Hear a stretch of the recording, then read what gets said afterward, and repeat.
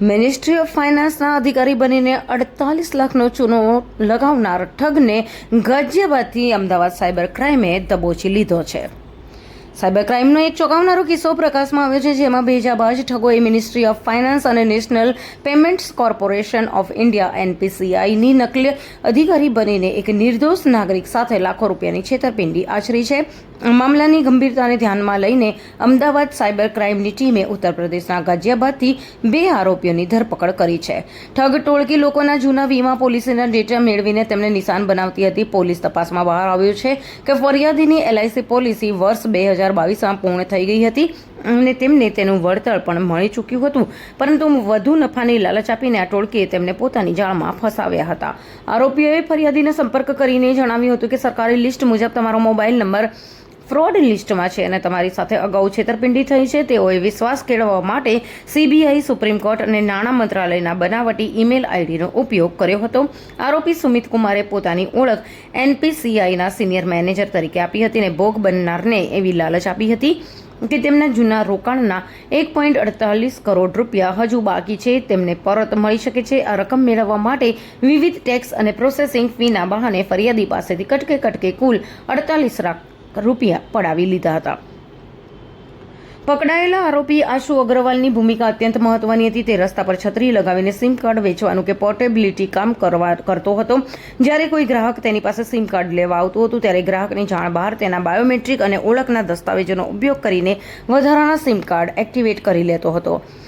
ગેરકાયદેસર sim card તે સુમિત કુમારને ગુનાખોરી આચરવામાં મદદ કરતો હતો। સુમિત અગાઉ એલઆઈસીનો કોલ સેન્ટરમાં કામ કરતો હતો, જ્યાંથી તેણે ગ્રાહકોના જૂના ડેટા ચોર્યા હતા અને તેનો ઉપયોગ કરીને છેતરપિંડી માટે ઉપયોગ કર્યો હતો। સાયબર ક્રાઇમની ડીસીપી લવીના સિન્હાએ નાગરિકોને ખાસ અપીલ કરી છે કે કોઈપણ અજાણી વ્યક્તિ જ્યારે સરકારી અધિકારી બનીને વધારાની નફાની કે રિફંડની લાલચ આપે ત્યારે સાવચેત રહેવું જોઈએ। ખાસ કરીને વીમા પોલિસી પૂર્ણ થયા બાદ આવતા શંકાસ્પદ કોલ્સ પર વિશ્વાસ ન કરવો।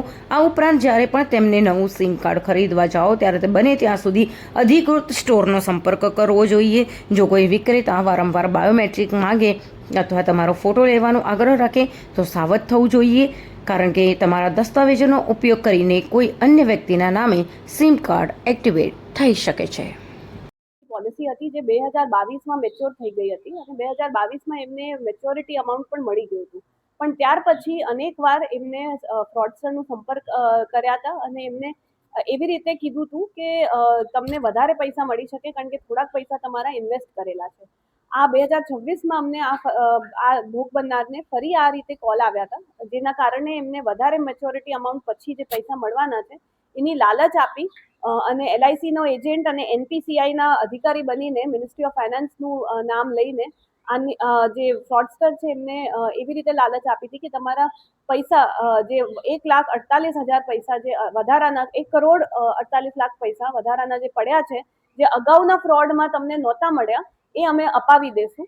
જેના કારણે ધીમે ધીમે કરીને અનેક ટ્રાન્ઝેક્શનમાં 48 લાખ ભોગ બનનાર પાસેથી એમને પડાયા હતા।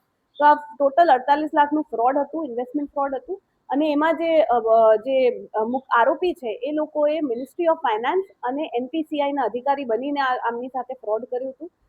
એમને આ જે આરોપી છે મેન સુમિત કુમાર કોલી કરીને છે, જે ગાઝિયાબાદનો છે અને આપણે જે મુખ્ય ભૂમિકા એની આવી રહી છે, એને મિનિસ્ટ્રી ઓફ ફાઇનાન્સના નામે પણ 2-3 લેટર અને ઈમેલ જનરેટ કર્યા છે, સુપ્રીમ કોર્ટના લેટર અને ઈમેલ પણ જનરેટ કર્યા છે અને આ ફ્રોડમાં ઉપયોગ કર્યો છે।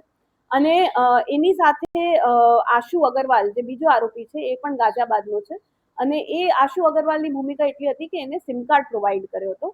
એ મૂળ છત્રીવાળા જે હોય છે, જેની પાસેથી સિમ કાર્ડ લેતા હોય છે, એ છે અને જે આશુ અગ્રવાલ છે એની પણ જે સિમ કાર્ડની અમને વિગત મળી છે એમાં એવું છે કે બાયોમેટ્રિક જ્યારે આ લોકો છત્રી પર કરાવતા હોય છે ત્યારે ઘણીવાર જે એજન્ટ હોય છે એ કહેતા હોય છે કે બીજી વાર કરો, બાયોમેટ્રિક આવ્યું નથી, તો જે બીજી વાર કે ત્રીજી વાર કરાવે છે એ બાયોમેટ્રિક એક ડમી સિમ કાર્ડના ઉપયોગ માટે યુઝ કરતા હોય છે। એટલે એ રીતે એને આ સુમિત કુમાર કોહલીને સિમ કાર્ડ પ્રોવાઈડ કર્યા હતા। કુલ જાન્યુઆરીથી અત્યાર સુધી એને 40 સિમ કાર્ડ આપ્યા હતા સુમિત કુમારને અને સુમિત કુમાર જે આરોપી છે એને આ એલઆઈસીના ફ્રોડ માટે ઘણા લોકોને અત્યાર સુધી સંપર્ક કર્યા છે। એનું ઇતિહાસ એવું છે કે સુમિત કુમાર 2020થી આ કામમાં છે। અગાઉ એ નોઈડાના કોલ સેન્ટરમાં કામ કરતો હતો ત્યાં પણ આ LIC ને 27 અલગ પોલિસીના એજન્ટ બનીને આ લોકો ફ્રોડ કરતા હતા. એ રીતે એને આ 2020 થી 22 ત્યાં કોલ સેન્ટરમાં કામ કરતો હતો અને હવે 26માં ફરી પૈસાની જરૂર પડી છે એટલે એને જાતેથી જે જૂનો ડેટા છે એ લઈને આનો ઉપયોગ કર્યો હતો. આ જે ભોગ બનનાર છે એને 22 થી 2 વાર તો ઓલરેડી આવી રીતે સંપર્ક કરીને પૈસા પડાવી લીધા છે, પણ આ ત્રીજી વાર જ્યારે આ સંપર્ક કરીને 48 લાખ ગયા છે ત્યારે એ આપણી પાસે સાયબર ક્રાઇમ પોલીસ સ્ટેશને આવીને ફરિયાદ એમને નોંધ કરાવી છે. તો અને એમને આ પૈસા મેળવવા માટે એમનું પોતાનું નવું બેંક અકાઉન્ટ કિટ પણ અમને ઈમેલ પોસ્ટથી મોકલી દીધું હતું. એટલે એ પણ સામે આવી રહ્યું છે કે આ લોકો જે ફ્રોડ કરનાર છે એ રીતે એમને કન્વિન્સ કરે છે કે તમારા જે પૈસા પાછા આવી જશે, કે નવું અકાઉન્ટ ખોલાઈને પણ જેન્યુઇન વિક્ટિમ પાસેથી પણ બેંક અકાઉન્ટની વિગત બધી મેળવી લીધી હતી.